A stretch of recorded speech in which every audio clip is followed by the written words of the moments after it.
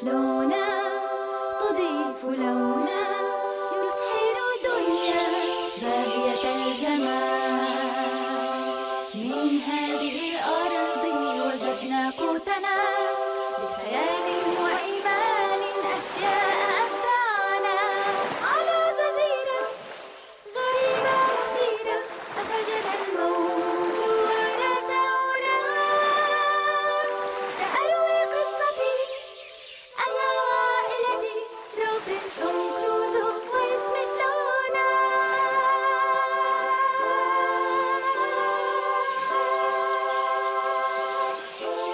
واسمي فلونا.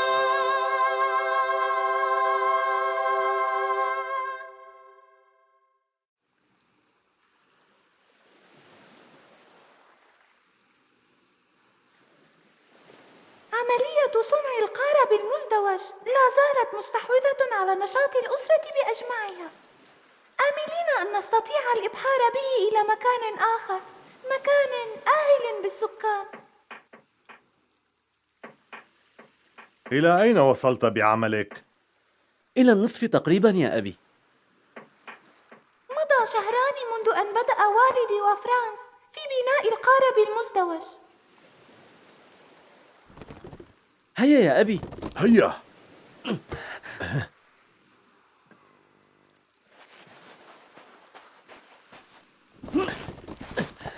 هيا. ادفعها إلى اليمين. حسناً. ضع القوائم تواجه بعضها.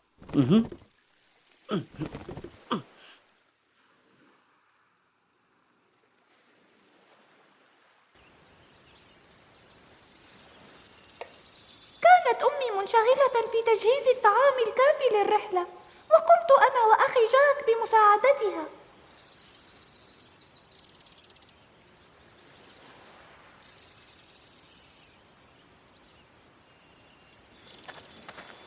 كان قلبي يخفق فرحا، وذلك لقرب موعد مغادرة هذه الجزيرة.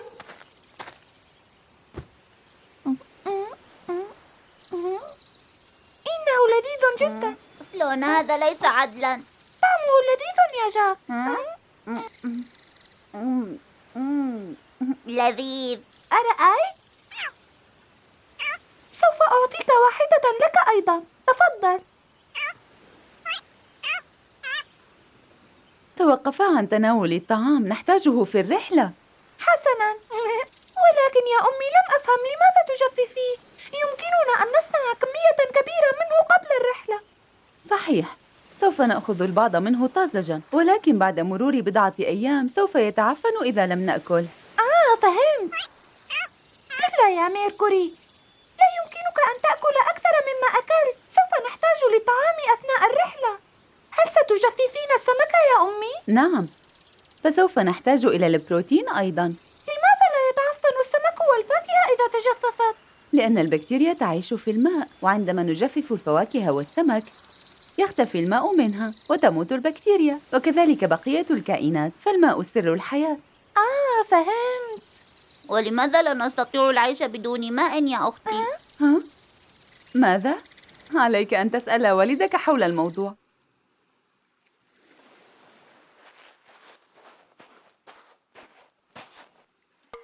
والدي، إذا وضعنا جذوعا من الخشب بين القاربين يمكننا أخذ المزيد من المؤن. لا يمكننا عمل ذلك. يجب أن نقلل الحمولة قدر الإمكان ونأخذ ما يكفينا نحن الخمسة، لأن القارب المزدوج صغير ولا يتحمل كثيرا. هل فهمت ما أقصد؟ لقد أقلقتني جدا يا والدي. هذا يعني أننا لن نكون بأمان أبدا؟ لا داعي للقلق والخوف يا فرانس. آمل أن تجدنا إحدى السفن في رحلتنا إلى أستراليا ويحالفنا الحظ. عندئذ يمكننا أن نكون هناك بعد بضعة أيام فقط يا بني. أتعتقد ذلك؟ ليس أمامنا خيار آخر. نأمل أن تمر الرحلة بسلام. وإذا لم يحالفنا الحظ ولم نلتقي بسفينة أو نعثر على اليابسة؟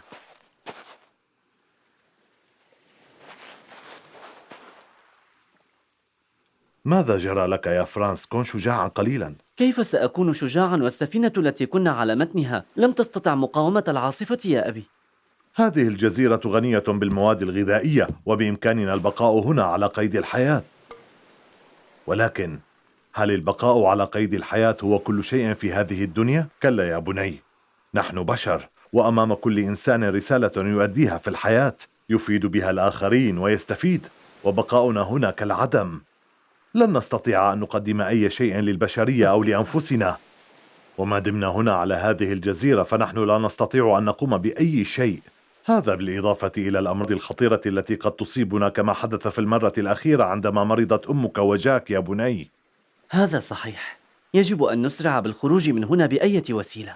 إذن لنرفع معنوياتنا جميعا، هذا ما نحتاجه.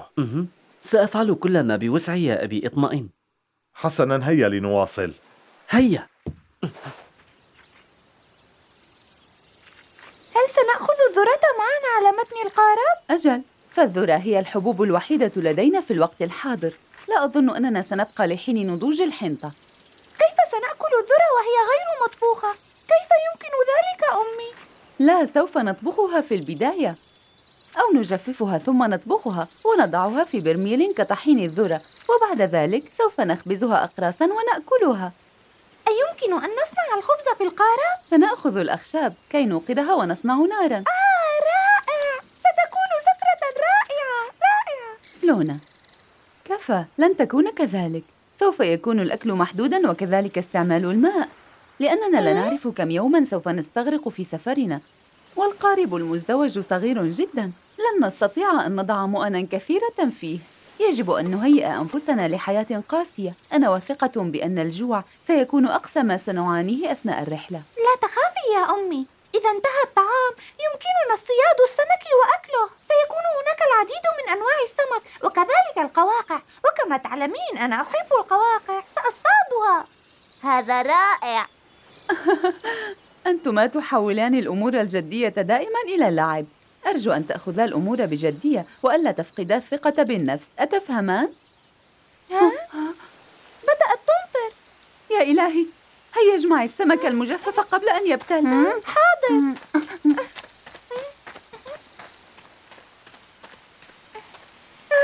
لقد ازداد المطر.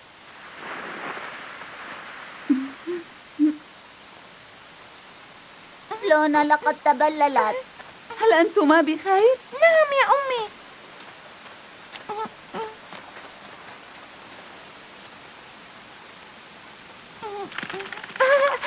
كلا يا جان، لا تفعل ذلك.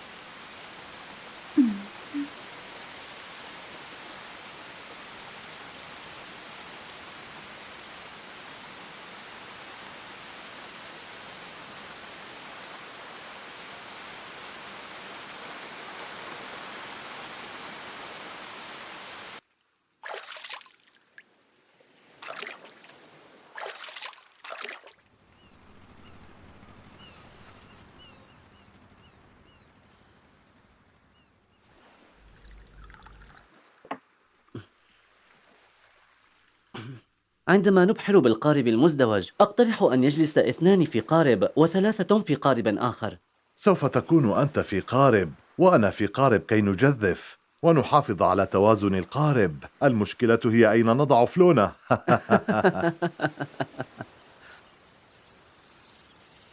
هذا هو السكر. ألن تتركي بعضا منه؟ هذا كي نأخذه معنا. لن نحتاج الكمية كلها إلى حين مغادرتنا الجزيرة. حقا يا أمي؟ السكر مادة غذائية مهمة. لقد سمعت أننا نستطيع أن نعيش بدون طعام لو أخذنا كل يوم كمية قليلة منه. فهمت. وهذا هو الملح. أمي، لا أعتقد أننا بحاجة إلى الملح ما دمنا بالبحر، فماؤه مالح. فائدة ماء البحر ليست كفائدة الملح. هيا خذيه. إن حاجة الجسم إلى الملح قليلة، وإذا أخذنا ماء البحر حيث نسبة الملح فيه عالية سيكون ذلك خطراً على أجسامنا، وفي حالة العطش لا يمكن شربه. ماذا يحدث لو شربناه؟ إذا شربنا منه لعدة أيام سنموت. ماذا؟ إذن يجب أن نأخذ الكثير من الماء الحلو. مؤكد، سنأخذ برميلاً كبيراً من الماء. أخشى ألا يكفينا أثناء الرحلة. إذن لن نستطيع أخذ الكثير من المؤن معنا. لسنا ذاهبين في نزهة يا ابنتي. يجب أن نعيش على أقل كمية ممكنة من الطعام. ولكن كيف يمكنني تحمل لذا أخبرتك من الآن. لا أظن بأن هذه الرحلة ممتعة.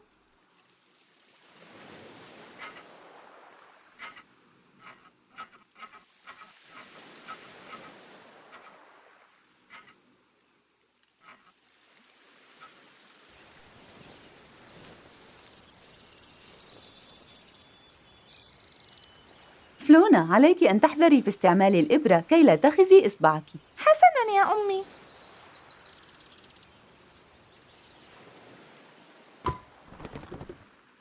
أمسك القاعدة بقوة يا فرانس، هيا. حسناً. حسناً، سأرفعه.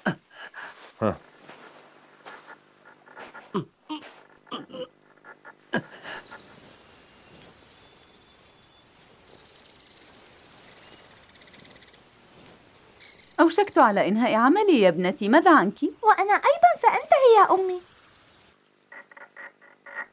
سننزله ببطء قليلا يا بني.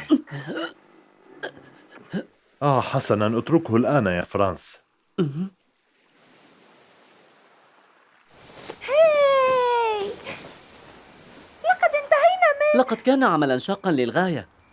سأذهب باكراً للنوم الليلة. أنا سوف نغادر الجزيرة يا عزيزتي. أخيراً.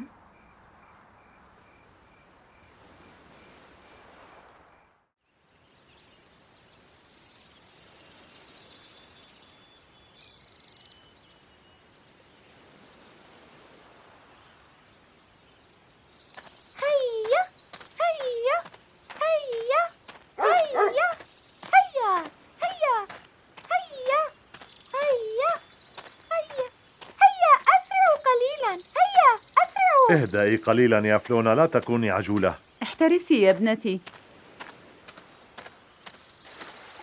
انظري أمامك يا فلونا. حاضر. هيا هيا هيا هيا.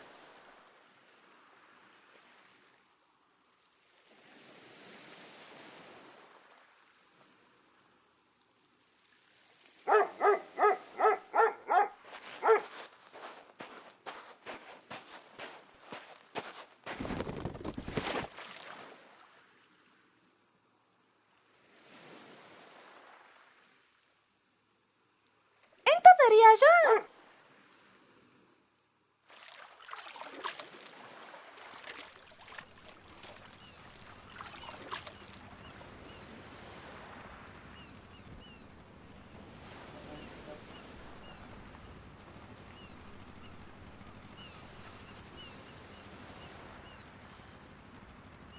انتظروا في هذا المكان.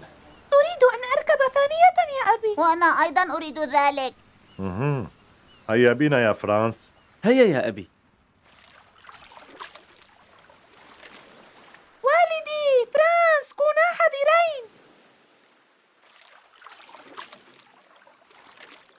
هذا القارب أفضل من سابقه. بالتأكيد يا عزيزتي، إنهما يزيدان السرعة بعد رفع الشراع.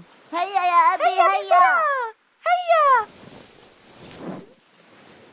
انظري يا أمي، إنه يهتز، انظري. نعم، أنا أراه جيدا يا عزيزتي.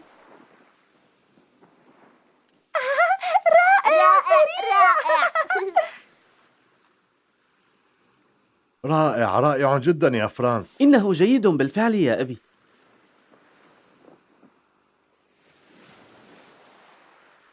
ماذا حدث؟ سيعودان قريبا جدا يا جان.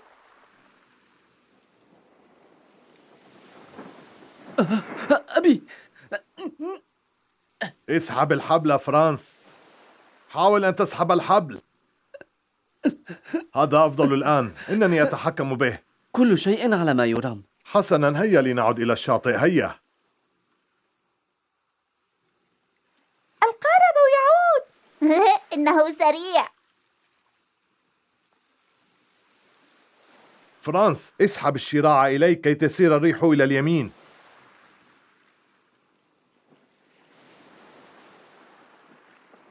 حسنا، سنعود إلى الشاطئ يا بني. هيا، يمكنكم الصعود، هيا.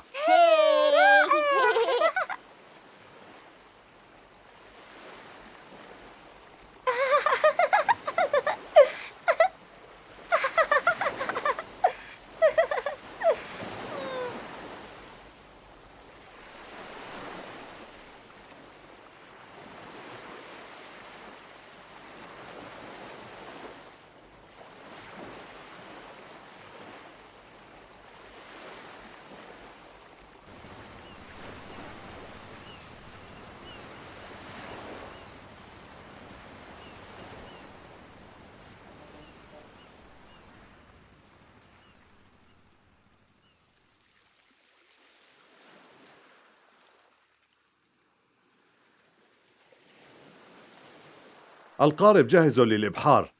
آنا، قولي لي ماذا بشأن الغذاء؟ كل شيء جاهز يا عزيزي. حسناً، إذن سنغادر هذه الجزيرة في يوم مشرق. سنغادر قريبا جدا. لقد حققنا عملا رائعا، فالقارب جيد ومتين. هذا صحيح. بالنسبة لي كل شيء صار كالحلم. لنعد إلى البيت وندرس الموضوع جيداً.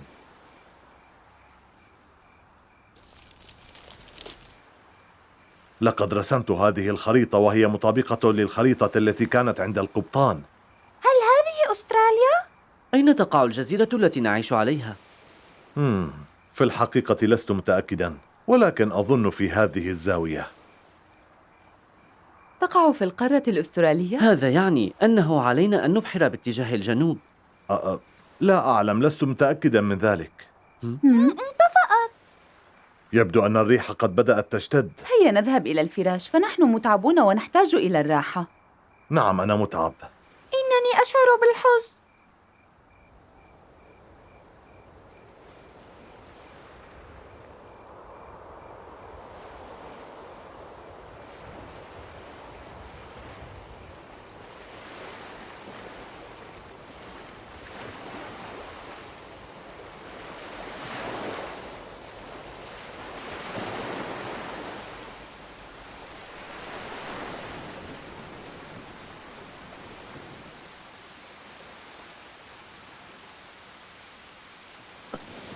بدأت تمطر. المطر غزير جدا هذه المرة. مطر مستمر لم نعهد مثله من قبل.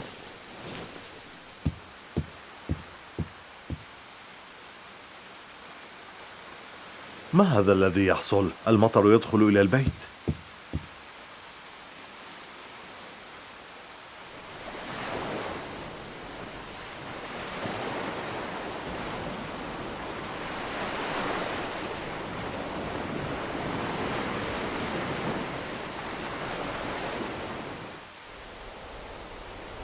فرانس، اضغط على الجانب الأسفل.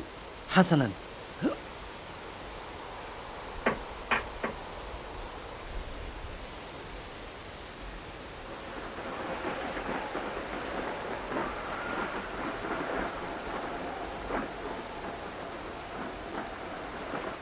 كان يجب علينا أن نصنع بعض الأبواب والشبابيك لتحمينا من الريح والأمطار. يجب صنع شبابيك وأبواب لأنه من الصعب معرفة اتجاه الرياح. لا حاجة لصنع الأبواب أو الشبابيك لأننا سنغادر الجزيرة قريبا. يجب أن نوفر جهودنا للرحيل. أنت على حق.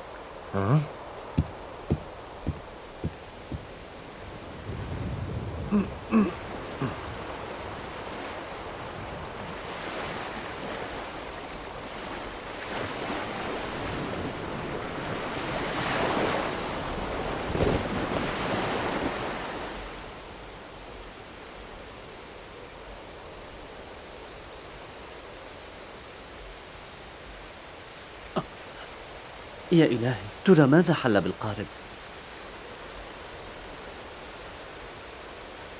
بدأت الريح تشتد يا أرلست. والدي، أعتقد أنه من الأفضل التأكد من سلامة القارب.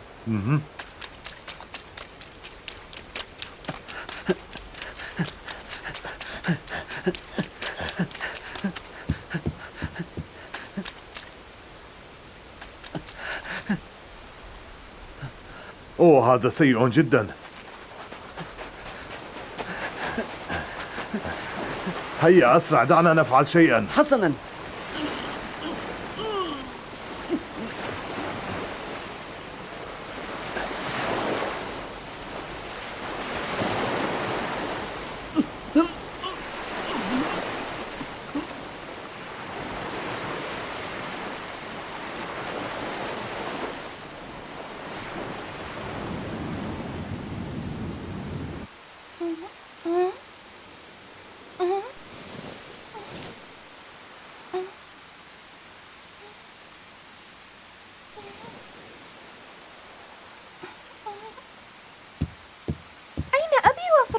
ذهبا ليطمئنا على القارب. القارب؟ أمي، فلنذهب إليهما. حسنا، هيا. هيا يا أمي، هيا.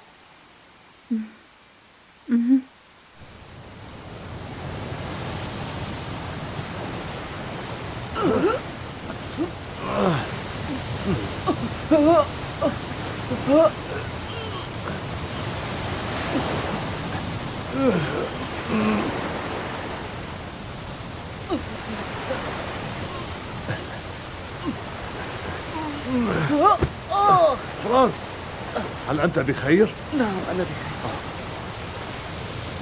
ابتعد يا فرانس.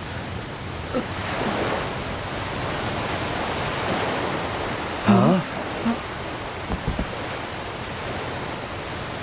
أوه.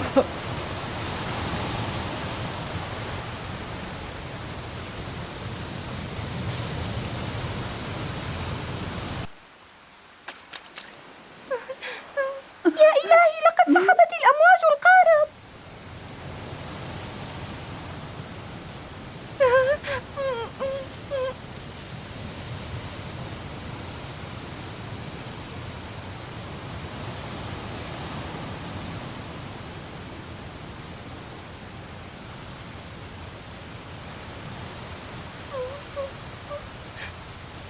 القارب المزدوج الذي كلف أبي وفرانس شهورا من العمل الشاق قد غرق.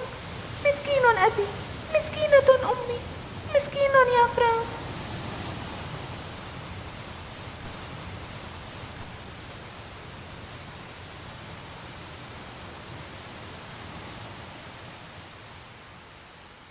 غرق حقل السنابل، ولكن أمل العائلة في مغادرة الجزيرة لم يغرق. فماذا سيفعلون يا ترى؟ هذا ما سوف نراه في الحلقة القادمة.